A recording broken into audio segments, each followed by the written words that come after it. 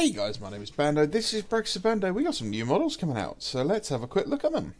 Old World Almanac, and for our next trick, the Great War Against Chaos was an apocalyptic event during which the forces of chaos poured into the old world, bringing it nearly to an end.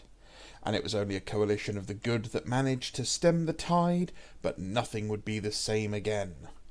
Among many of these things to change in the wake of this nightmarish conflict, the haughty High Elves finally decided to teach man the secrets of the arcane, setting the 8 colleges of magic to channel the 8 corresponding winds.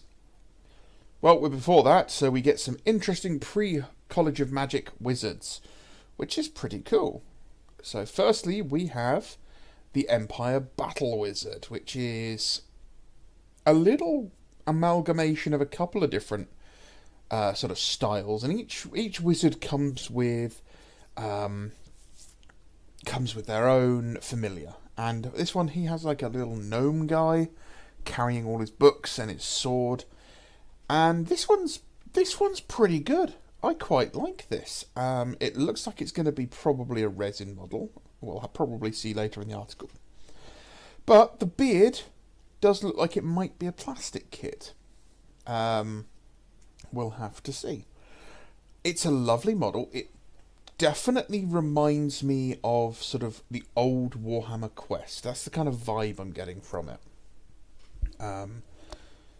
It looks like it could go into several of the different sort of wizard models that we used to know, and I quite like it. Yeah, so then we also have this Elementalist, who is what would become, I believe, a Jade Wizard or an Amethyst. I think it's Jade Wizard. They have their Homunculi, who's a little frog guy. Yeah, I quite like. I quite like that. It's very different to anything we've seen before. It's almost World of Warcraft-ish, especially in the features. It's very chunky detail. It is clear that the Perrys no longer contribute to Games Workshop. They gave it a very grounded in reality feeling for the setting and the style, which I think is one of the reasons it did so well.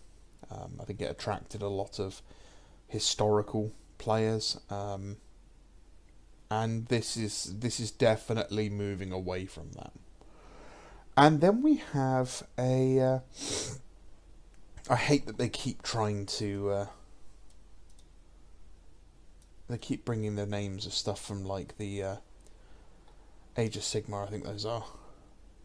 We have a Necromancer. Now, Necromancy was actually outlawed in the Empire eventually, but not at this point. So this would go on to become, I believe, an Amethyst Wizard, who still uses death magic, but they are not necromancers in the same way. It's a very interesting model. I quite like it. It's rather static. It's rather singular. So, you know, everyone's going to have the same model, which is a little disappointing. But, you know, it is what it is. The little dude she's got with him is great. That's going to be snapped up by bits collectors for things all over the place. I think this one will be good for anyone who plays like Inquisitor 28 or Necromunda, anything like that. I think is going to be really good. And yes, it says here they're going to be in Forge World resin, so that's good. Downside is they're going to be about 25 quid each, probably. Not happy about that, and they're going to be available in the new year. Then next, what we have is the mysterious Thai Onmyodo Coven for Necromunda, which are a couple of sort of samurai and geisha-esque hangers-on for Necromunda, for House Thai, which I've never heard of before. from Ancient Nihon and the Dragon Isle of Ancient Terror. Let's just throw some vague racial stereotypes in there, shall we? I really don't care about that. While the house maintains the stylings of Ancient Terror, they're altogether more psychic than their distant ancestors. Okay. I'm going to be brutally honest. I don't like either of these. I think both of these models are pretty weak. This artwork's fantastic. This I like. This, not a big fan of. Good. Okay.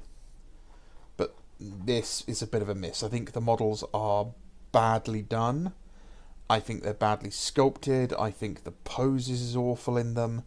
I think the detailing is chunky and crude and in the wrong places. I think if we'd had this character looking a bit more like this in a more static advisory pose, I don't think it even needed this. I think the staff is a mistake.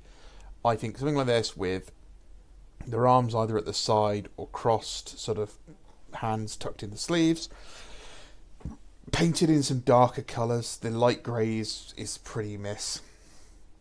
We didn't need the bright red either.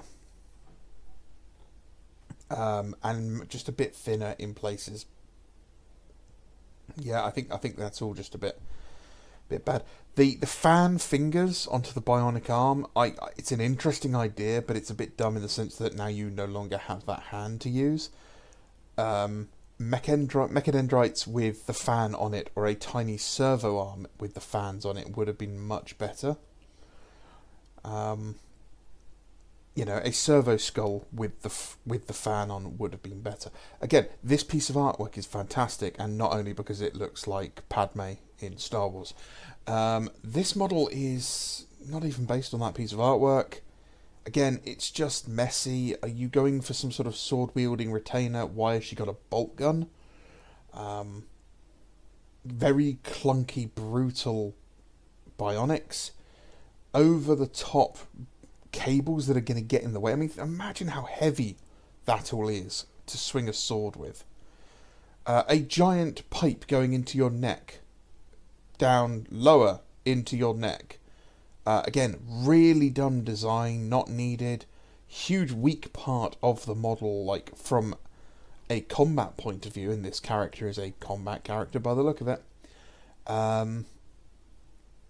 Necromunda has a history of knocking it out of the park with their models, so they're going to get a couple of dud balls now and then. But these two are really weak, and I reckon the third-party community is probably going to do these a lot better. Also, notice how they avoid doing female faces by covering them in the most hideous masks. That's because GW can't sculpt female faces to save their lives. Yeah, I would not spend money on these, and let's have a look. Forge World resin, there we go. So very expensive, ugly models in bad poses. No thank you, pass. So yeah, that's what we've got for Warcom. We also have an absolutely titanic, full-sized Knight from Joy Toy coming out, which is like $700. And basically kiboshes the idea that we can't have plastic titans because it's bigger than a Warlord Titan. So bigger than a Warlord, made of plastic, multi-part. Yeah, GW, catch up. You know, where's our plastic warbound?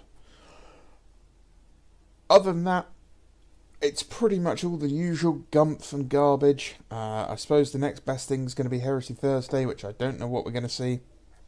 Maybe a Salamanders, that Praetor. That would be nice. Let me know what you think is going to be coming soon. What did you think of these models? Again, I quite like all the wizards. That first one is definitely the best. Necromunda, swing and a miss, unfortunately. So drop down in the comments what you think about this, and if you like these models. Do you agree with me that Games Workshop really struggles to sculpt and paint women's faces? Are you looking forward to any of these models? Are you old enough to remember when they used to do Warhammer Quest in White Dwarf? If so, have you had your prostate checked yet? Because you probably need to. Alright guys, have a great day. It's only Monday, but we're nearly there. Only 4 more days. My name is Bando, this is Brooks Bando, and as always, I appreciate every single one of you that watches these videos. Those of you who make it to the end of the video, I appreciate the most. So if you've made it this far, just type abracadabra down in the comments. And as always, if you want to support the channel, like, comment, subscribe, call me a bigot if you want. That's, you know, the spicy comments I have to go into the held because they might be offensive bit are my favourite. And if you really want to help me, you can always do the super chat thing down the bottom. You don't have to. And if you're in the UK, Element Games, code JAM737 will get you double reward points so you can save them up and get yourself something nice. And helps me with a few points too. Alright guys, thank you very much for watching. Have a great day. Bye bye.